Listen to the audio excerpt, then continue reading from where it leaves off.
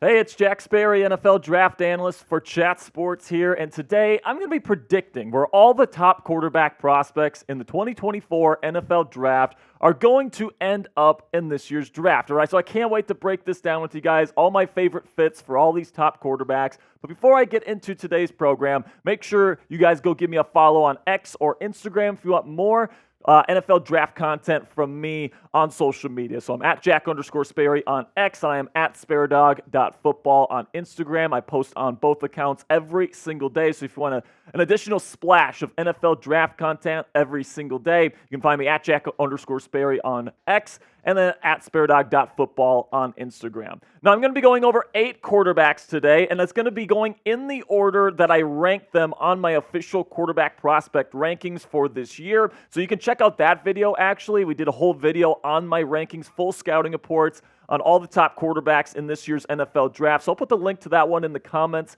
and description of today's show. So if you want more in-depth stuff on the scouting reports themselves, you can check that one out after today's show. So let's start with the first fit here in the first kind of projection. This is the easiest one, guys. Caleb Williams is going to be a Chicago Bear. You can put it in stone. You can put it in pen. You can put it in Sharpie. You can do whatever you want because he's going to be a Bear. He's heading to the Windy City. Now you look at his scouting report here. I think that he is the best quarterback prospect to ever enter the National Football League. That is my take on Williams. I wasn't around to evaluate Andrew Luck or John Elway or Peyton Manning or any of the real top of the top guys back in the day. But for the last 7 years, he is the cream of the crop. He's got elite pocket presence, elite arm talent, can beat you from the pocket, outside of the pocket, really dynamic as a rusher as well, and he has a certain instinct and understanding of the game you just don't see very often, and he combines that with a massive physical talent that he has. Now, he does fumble too much, all right? The interceptions are low, but he does turn the ball over too much in terms of the fumbles. He led college football these past 2 seasons in fumbles, so he needs to protect the football better, hold the ball with 2 hands more often, and then also this last year at USC, didn't play within structure as much as you want to see, kind of tried to put on the superhero cape and kind of just do everything himself. I do think, though, with Shane Waldron in Chicago, that's going to be a really good fit, and he's going to kind of rein in that tendency in Caleb Williams. And I really do think that Caleb is going into arguably the best situation for a number 1 pick quarterback in the history of the National Football League, man. The Chicago Bears have DJ Moore. They just traded for Keenan Allen. They might be adding another really top-flight wide receiver in the top 10 of the draft this year. They also have the number 9 overall pick, and that defense really started to come into their own towards the end of last season. They started to win some football games, and if they could land like a Malik Neighbors or Roma Dunze at number 9 to pair with already a really good wide receiver duo that they have, along with Cole Kmet and DeAndre Swift as other offensive options for them, with Shane Waldron, who I really respect as an offensive mind, who has a history of developing quarterbacks.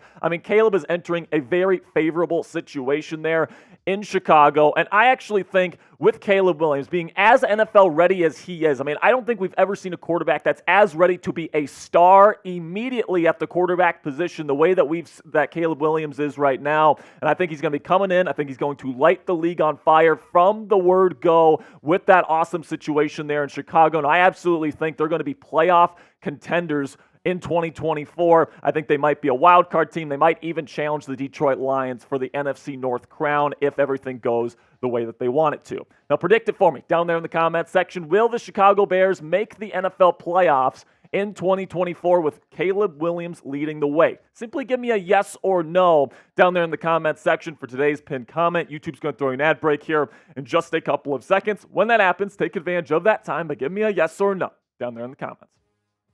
Then when it comes to my number 2 quarterback, Jaden Daniels, I think the best or where he's going to end up is the Washington Commanders. I do think the Commanders will pull that trigger for last year's Heisman Trophy winner. Now, Jayden is not a perfect prospect. He has some issues with vision over the middle of the field. He will turn down open receivers over the middle for simple checkdowns at times, but he throws with really good touch on his deep balls, really good pocket footwork, clean throwing mechanics. So he's got a nice baseline of NFL readiness, in my opinion. Then he also reads the back end of the defense very well. Reads rotating safeties, knows when to take calculated risk down the field, and then when you compare that with the accuracy and touch that he puts on those deep passes, I really think that he can beat you deep. And then also the creme de la creme of his profile is the dynamic rushing ability. When this guy makes cuts, he doesn't lose speed. That is extremely rare in any prospect, let alone a quarterback prospect. So listen, man, he is going to be dynamic. Now, he does take some big hits. He's so dynamic as a rusher that he's not much of a playmaker with his arm when he's leaving the pocket and out of structure. It's either he's going to his first or second read, his check down, or if he's going outside of the pocket, he's running. You don't really see him create with his arm outside of the pocket all that much on his film, so he might be running a lot in the league, and with his slender frame, that does cause some concern for injury down the road, but I do have a top 5 grade on him. I think he's a fantastic player. Now, why the Washington Commanders? All right, Cliff Kingsbury is the offensive coordinator there in Washington, and despite some popular belief here that Cliff is really good with quarterbacks, I actually disagree with that. Patrick Mahomes, he had him for 3 years. This is the greatest quarterback of our generation. Had him for 3 years, and by the time he was done at Texas Tech, people were calling him a bona fide bust entering the National Football League because his footwork is all over the place. The mental processing wasn't where it needed to be. The accuracy was all over the place as well. And people were just like, Patrick Mahomes is going to be a bust in the league. And then 2 years later, with a year under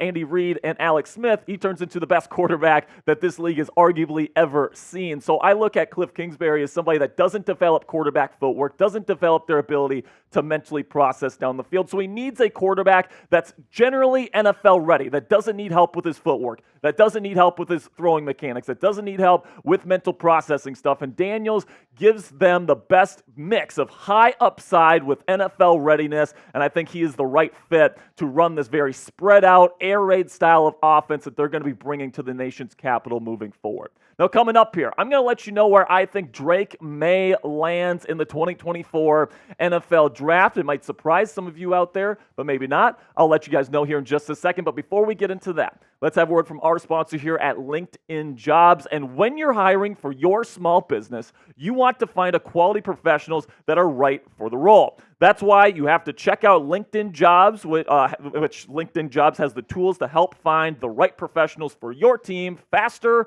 and for free. Here at Chat Sports, we've been hiring for a couple of open positions, both here in our Dallas office and in our Cincinnati office as well. And LinkedIn Jobs has made the process as worry-free as possible. LinkedIn isn't just another job board. LinkedIn has a vast network of more than 1 billion professionals, which makes it the best place to hire. It gives you access to professionals you can't find anywhere else. LinkedIn does all that while making the process easy and intuitive. Hiring is easy when you have that many quality candidates. So easy, in fact, that 86% of small businesses get a qualified candidate within 24 hours. Post your job for free at linkedin.com/NFL Daily. That's linkedin.com/NFL Daily to post your job for free. Terms and conditions apply. A big thank you to LinkedIn Jobs for sponsoring today's edition of NFL Daily.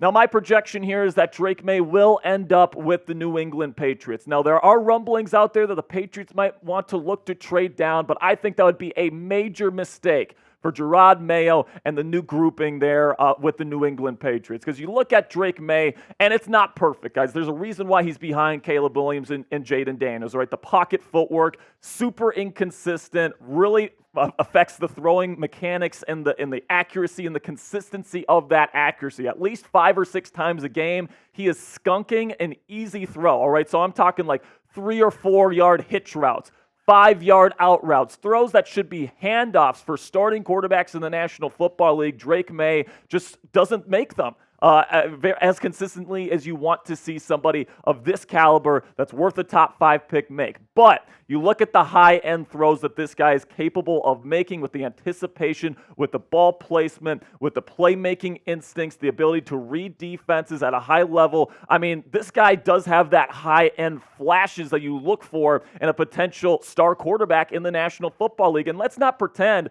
that, some of these star quarterbacks that have budded in the National Football League were perfect prospects prospects coming out. Patrick Mahomes had a lot of issues. So did Josh Allen. Justin Herbert was called a bust by many people in the NFL draft media, right? So these kinds of guys that are high upside but also high risk usually end up, having a chance to succeed in the National Football League once they're surrounded by NFL-level coaching. And you cannot deny that Drake Maye has that gift, that ability to see the field and be a dynamic playmaker. And he definitely has the size and the athleticism and the arm strength and the arm talent to really become a top 10 quarterback in the National Football League and be an MVP caliber guy for a team in this league. And then when you talk about the New England Patriots here, we bring in Alex Van Pelt, their new offensive coordinator. He runs a second-generation West Coast system, so there's going to be lots of outside zone, lots of very defined footwork. That's something that Drake Maye absolutely needs to have in his next destination.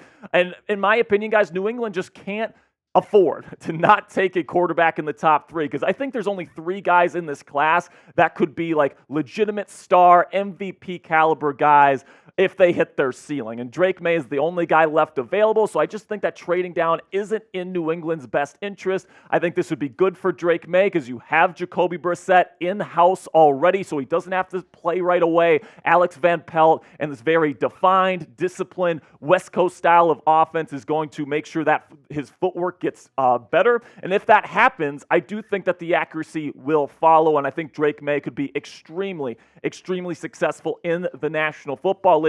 And I think if New England ends up trading back and passing on Drake Maye here, I think they're going to live to regret that decision, and they're going to this is going to be one of the worst decisions that this organization has ever made. Now, like the video right now if you haven't already. If you are a real one, you watch our videos, you appreciate the content that we give to you guys every single day right here for free here on YouTube. So I really do appreciate all of your support. So make sure you click that thumbs up icon right now to push this video out to other NFL fans like yourselves. Now, when it comes to my number 4 quarterback, Michael Penix Jr., I think he's going to end up with the Las Vegas Raiders. Now, will the Raiders trade up for him? Will he fall to number 13?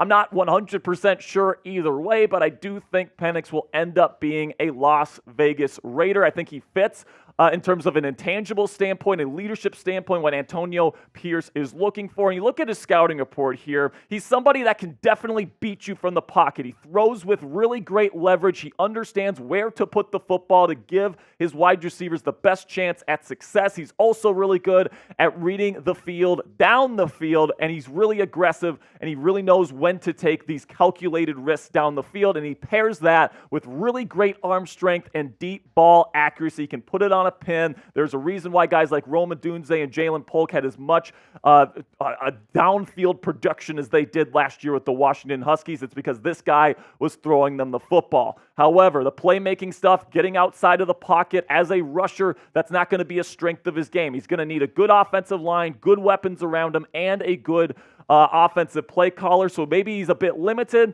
but I do think he's somebody like a Tua Tagovailoa. If you put him in a good situation, he's going to really find success. And could that place be the Las Vegas Raiders? It's a hybrid style offense that Luke Getsy wants to run. He likes somebody that can see down the field, target down the field. He tried to make Justin Fields into that type of passer for 2 straight years, and it just wasn't his skill set. It's not his bag. It is with Michael Penix Jr. So I think that he fits what Getsy wants in terms of strengths from a passing perspective. And then also I think he has the leadership intangibles that Antonio Pierce really wants in his next franchise quarterback. So I think this is a good fit. Of course, last year Penix was throwing to Rome Odunze, a true number 1 threat. They have Davante Adams, who is the same thing in the National Football League here in Vegas. They have a pretty good offensive line that can protect him. I think this is a really good fit, and I think Penix is going to be wearing silver and black next year. Then we get to my number 5 quarterback, J.J. McCarthy. I think he's going to be a Minnesota Viking. Now, just like the Penix one here, I don't know if Minnesota's going to trade up for him, or I think Minnesota would really like to trade up for Drake Maye at number 3. But like I said, I think the Patriots would be fools to do that. So if the Patriots do what they're supposed to do here and take a high upside quarterback prospect in Drake Maye, I think McCarthy's a really good fit. with the Minnesota Vikings. Now, the McVay and Shanahan guys are going to love McCarthy, all right, because he plays with good pocket footwork. He throws to the middle of the field effectively, and he's extremely tough, and he has really good intangibles. Great leader, all these different things. Really performed in the clutch during the national championship run last year with the Wolverines. But I do have some potential upside concerns with McCarthy, all right? The accuracy stuff down the field, 20-plus air yards down the field, it's not really there consistently, in my opinion. Also, outside the numbers, he can struggle with ball placement as well. And then something that really frustrates me when I watch J.J. McCarthy film is that he'll have like an open post route, one-on-one coverage. Roman Wilson is burning the guy, and he's got him open for a touchdown, and he'll take like a 5-yard check down instead, even though he's looking right at the post route. It's just frustrating because it's conservative, it's not aggressive, and it shows me that he's not really seeing down the field the way he's supposed to. And he also doesn't throw with a lot of touch. So in these Shanahan, McVay-style offenses, lots of times you have to layer a football between a linebacker and a safety. You see Brock Purdy do that better than pretty much any quarterback in football with the 49ers right now. McCarthy really doesn't do that. So I have a late round 1 grade on McCarthy, but if the Vikings stay put at number 11 and want to take him there, I think that's perfectly fine. This isn't a McVay-style West Coast offense with Kevin O'Connell as the offensive play caller. Really knows his stuff when it comes to developing quarterback talent. So I think this is a good fit between what McCarthy does well. I think this is a ready-made roster with Justin Jefferson and Jordan Addison, 2 good offensive tackles, and an up-and-coming defense with Brian Flores leading the way on the defensive side of the ball. So I think you bring in a guy like McCarthy who can operate an offense. He's pretty good as a playmaker outside of the pocket as well, and he brings a high level of intangibles as well. So you can definitely make an argument that the Vikings can become a winner with McCarthy as their next franchise quarterback. Then when it comes to the Denver Broncos, this is a connection I've been making for a long time now. Bo Nix to the Denver Broncos. And plain and simply, guys, Sean Payton and Denver, they are desperate to get a franchise quarterback. And I think Bo Nix fits what Sean Payton likes in a quarterback. He's way more conservative, quick game guy. Within the first read, he's a really good decision maker. And then also he brings a little bit in terms of playmaking as well outside of the pocket. I think his and J.J. McCarthy's speed level as a rusher, relatively similar. He's a plus rusher. He can make plays outside of the pocket if need be. He has a ton of experience in college football. So listen, man, I have a late round 1 grade on him. I'm not sure if he's ever going to be like a star quarterback in the National Football League, but Sean Payton likes guys that gets through their reads, really good pre-snap processors, and that's why he fits with the Denver Broncos, in my opinion. It is a modern pro spread offense with Sean Payton. He likes the ball out quickly, and that's what Bo Nix does really, really well. Now you have to compete with Patrick Mahomes in that division for the next decade with Bo Nix. I mean, good luck doing that. But I think in terms of scheme fit, all these different things, and the fact that Denver is straight up desperate to get a quarterback, I could certainly see Bo Nix landing right here in Denver by pick number 12.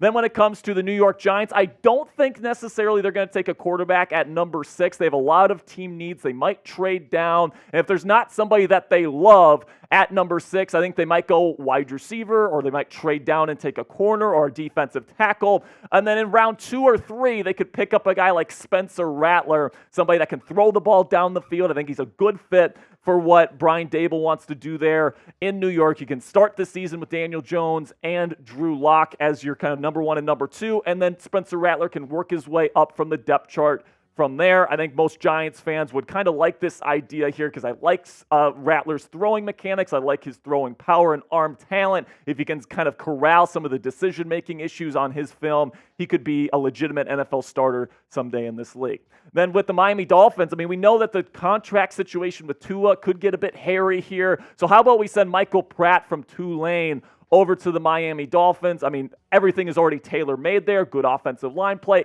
excellent wide receivers, an awesome offense. Michael Pratt is the type of guy that can execute an offense if called upon. So I think as a potential backup option to Tua, or as even maybe a spot starter, maybe give him a shot to become the franchise quarterback if Tua doesn't agree to a long-term deal. I think it keeps your options open. I think this is something to consider if you are the Miami Dolphins. So here's my compiled list here of my prospect projections for quarterbacks this year. Caleb Williams to the Bears, Jaden Daniels to the Commanders, Drake Maye should go go to the New England Patriots, but we'll see if they're idiots and trade down. Michael Penix Jr. with the Las Vegas Raiders, J.J. McCarthy with the Vikings, Bo Nix to the Broncos, Spencer Rattler to the Giants on day 2, and then Michael Pratt out of Tulane going to the Miami Dolphins. So that'll be it for today's show, guys. I really do appreciate your support. Again, if you liked what you heard today and you want more NFL draft content from me on social media, you can find me at Jack_Sperry and at SperryDog.football on Instagram. Really do appreciate your support. Make sure you click that subscribe button right now because we're going to be having you guys covered with wall-to-wall NFL draft coverage leading up to the big day in Detroit, where we're going to be going live for all 3 days of the NFL draft. Every single pick covered live. It's going to be me and Tom Downey. It's going to be a lot of fun. So make sure you click that subscribe button right now to never miss any of our NFL draft content right here on YouTube.